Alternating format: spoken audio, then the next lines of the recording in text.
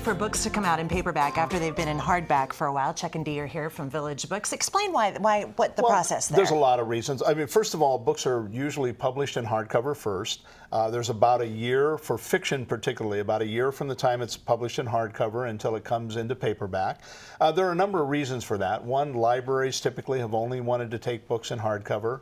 The traditional sort of situation has been that books published in hardcover get reviewed, and books published originally in paperback haven't traditionally been reviewed. Those things are changing a little bit. There are more original paperback publications, but the books we brought with us today are books that were big sellers in hardcover. They do sell, I mean, there are a lot of people who do want their books as hardcovers, but these have fairly recently come out as paperbacks. Highly anticipated and recent releases. Maybe we should just start here, Dee? Yes, Barbara Kingsolver's The Lacuna. People around here love Barbara Kingsolver books. She's written mostly novels, but some nonfiction as well. It's kind of a story about the mix of art and politics, and it begins in Mexico.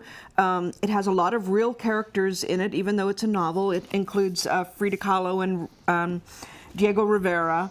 It includes Tolstoy, and the story moves, it covers a span of about 30 years, and the story moves to the United States, and we get into the McCarthy era and J. Edgar Hoover and that kind of mix of politics and art. Okay. Great. Yeah.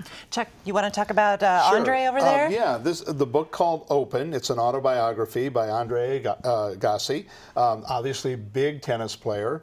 Actually, there's a quote on the front that I found really stunning. It says, "One of the best sports autobiographies of all time." Wow. And then it says, "One of the better memoirs out there, period." Wow. And it's interesting because I think a lot of people sort of expected maybe this was a spoiled guy's chance to just rant or something. And it turns out he's very self-disclosing in the book, apparently. Forced into tennis by his father, something he didn't really want to do all that much, but he was, almost from the cradle. He had a tennis racket in his hands and became very, very good at what he did. He talks a little bit about his marriage to Brooke Shields, his encounter with drugs and so forth. And I've talked to a couple of people who've read the book. I haven't, but several people who've read it really, really like the book a lot. Good recommendation there. And one of our favorites locally here too, yes, Sherman Alexie. Sherman Alexie is definitely a Northwest favorite, but he also is a major award winner, and this is his most recent book. It's called War Dances, and this is a collection of short stories.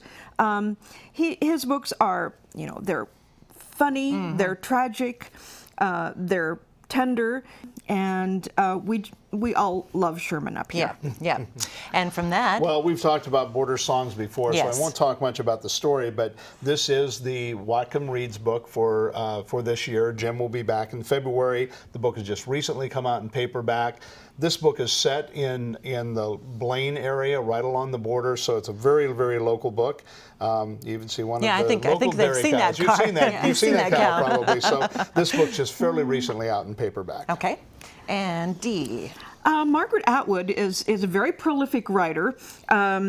She has been, I've been reading her books probably the whole 30 years that we've had the bookstore, but Year of the Flood has just come out in paperback. This is the second in a trilogy that began with Oryx and Crake, and it is a post-apocalyptic America or world.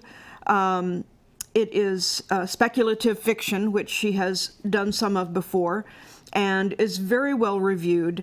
And I think probably it's a good idea to start with Oryx and Crake, which I know a lot of people have read, but this just out in paperback, people have been really looking forward to. Okay, and finally, Chuck. Finally, we have the book Lit by Mary Karr. Mary Karr had done two previous books, one that was called The Liars Club and one called Cherry. All three are memoirs.